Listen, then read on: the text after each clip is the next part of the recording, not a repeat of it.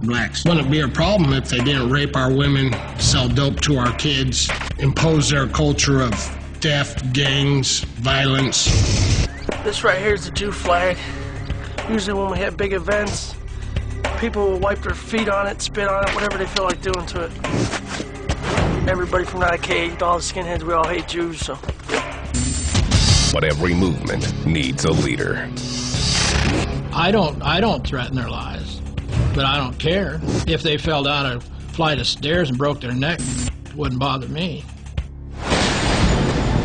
Most notorious white supremacist, Tom Metzger. I was fighting for every white working man in the country that cared about being white. 72-year-old Tom Metzger is the president of White Aryan Resistance, or WAR. He has been recruiting young white men for more than 20 years. White power. I'm Johnny Appleseed. I've been planting seeds for decades. Those seeds are growing up, and they're going to grow up a lot more. Metzger is convinced the country is headed for a race war and is preparing his troops for battle. You're probably going to see revolution and civil war in your lifetime. Definitely. This country's going to go down the tube like mad. Metzger says he does not condone violence, but has no sympathy for his movement's victims. Well, violence works. Violence applied properly is effective. I don't encourage it, but I don't care. Next, Gangland's all-time most notorious gangster.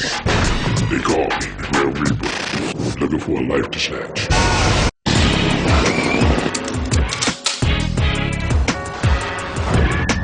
Notorious gangsters come in many forms. From shot callers, to street soldiers, to OGs, to killers. All we do is pull the trigger. They are all after the same thing. Respect. Respect. That's a small word, but it holds a lot of value. Respect can't be bought, it's gotta be earned. And the only way to earn it is the old-fashioned way. You gotta take it.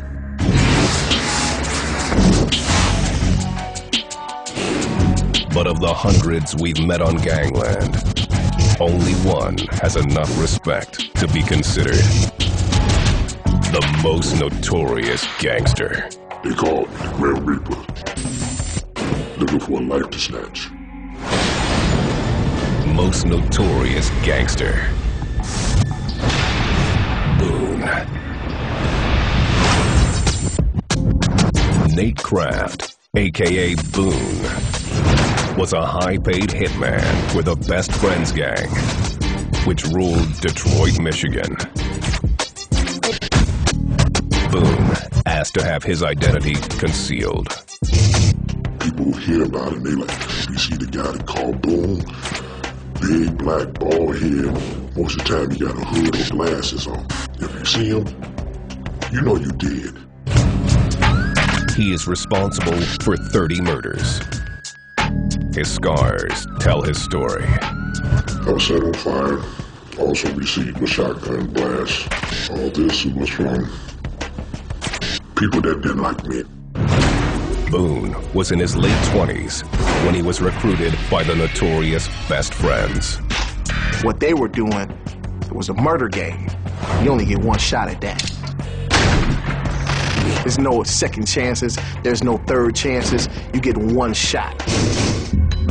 Boone started doing hits for the gang, making as much as $50,000 per killing. Once you got a little taste of money, you wanted more money. You never could get enough.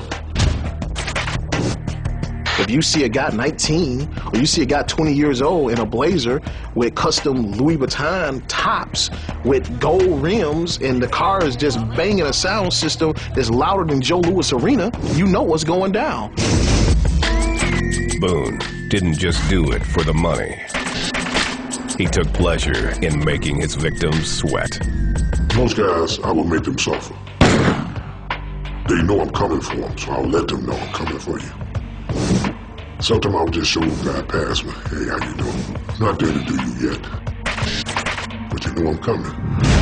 Boone's killing spree ended when he was arrested on drug charges. He cooperated with authorities in exchange for a reduced sentence. But snitching on a gang has lifelong consequences. I usually be in the hunter. Now I got people doing me, trying to do me. That feel weird because I gotta watch my back. Boone has a warning for the man who tries to take him out. They could count on one thing. You better make sure the first bullet counts. Other than that, ain't nothing gonna stop me till I get my hands wrapped around your throat and snatch it. Hopefully I'll be able to take them to hell with me. I'm not going by myself.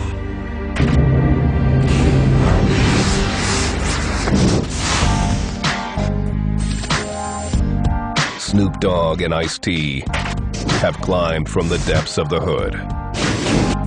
But even so, the realities of the Notorious life aren't far away. One of my boys just got killed last week. You know, so you get these calls, man. It's like, what's really going on, man? What's really going on? It's not a game, and it's not music, and it's not entertainment. It's real. Bullets pop, and they don't have no names, and they coming.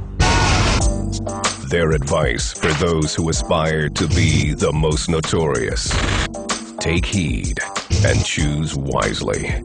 In the minds of those soldiers, they feel this is a real war. You dig? And how do you stop a war?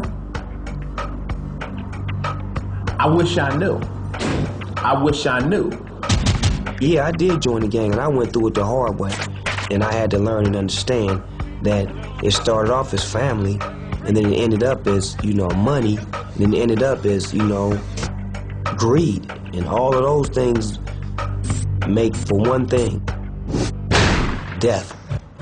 Period. What kind of candles do you want on your cake? What you want them to read on your obituary?